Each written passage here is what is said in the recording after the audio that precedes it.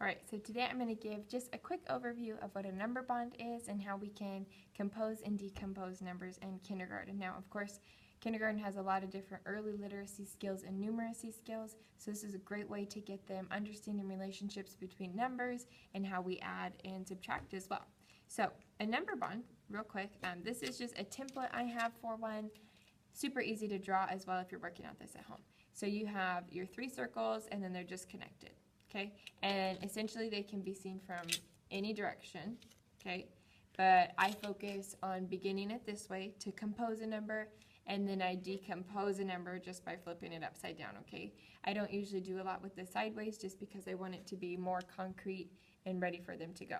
So in kindergarten we do a lot of things with visuals, of course, so this is something that I would start out with showing them. If you're doing this at home, you don't need a bunch of pictures. You can modify this as well. And so in this picture, the kids kind of look at it and take a look and, how can we divide this picture? Split it into two components. Well, they notice right off the bat that there are 2 hens and 3 chicks. So over here on your number bond, how you represent that is I would start with shapes. So I would start with maybe circles because they're the easiest for them to draw.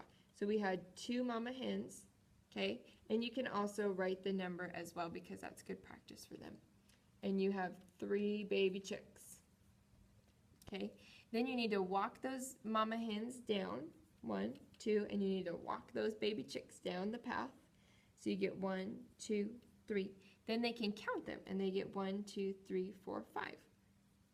And then again, I recommend writing the numbers so they get that extra practice and just the directionality of the numbers and how that works. So that's a simple way of how we compose the number by looking at a picture. If you're working on composing things at home, you can, and you want 2 different things, doesn't have to be much. You could do 2 different types of beans if you have beans at home. You could do 2 different colors of paper and just rip up small little pieces of paper. Doesn't have to be anything extravagant. So again, you take your 2 smaller numbers and then that's how we add them. We walk them down these paths and then we add them in the bottom. And like I said, if you're working with just numbers, so if you're at home and you want to say 2 plus 1, okay, a great way to show that is just have them draw it. So they have 1, 2, and then you have 1 over here. Then walk those down the path, 1, 2, and walk this one down.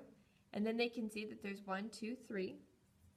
And write it in, okay? Also, great way using your fingers. You have 2, you add 1, you get 3. So, as we advance, so we kind of move away from all the pictures and have them focus more on listening and using the words and problem-solving skills and writing the numbers and just kind of knowing those simple addition facts. And quickly, just to show you how we decompose, well, flip the number bond right upside down. You start with your whole picture up the top and then it breaks down into 2 pieces. So using my chicken and hen example again, you would look at this picture and just kind of count, okay, how many animals do you see on this page? So you count it out with the kids. So you have 1, 2, 3, 4, 5. All together we have 5. So in this top one, that's why you want this one on top. And again, draw it out, 1, 2, 3, 4, 5. Write the number for extra practice. Okay, so you have 5.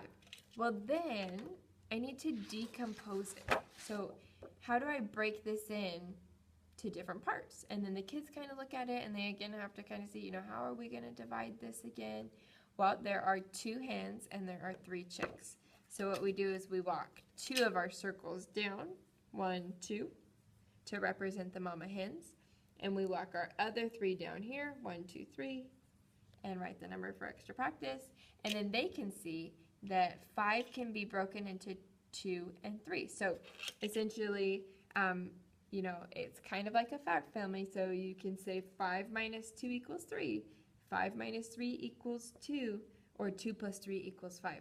Again, that's a lot for kindergartners, so I don't take it that far. We simply look at 2 and 3 make 5. Okay, 5 can be decomposed into 2 and 3. 2 and 3 composed to make 5. So it's simple. There's not too many components because we don't want to overwhelm them. But that's really just a simple way of how we compose and decompose numbers. So, and in kindergarten we only do it numbers up to 10. But just as that skill and concept is really important. So that's all I have for today. Thank you.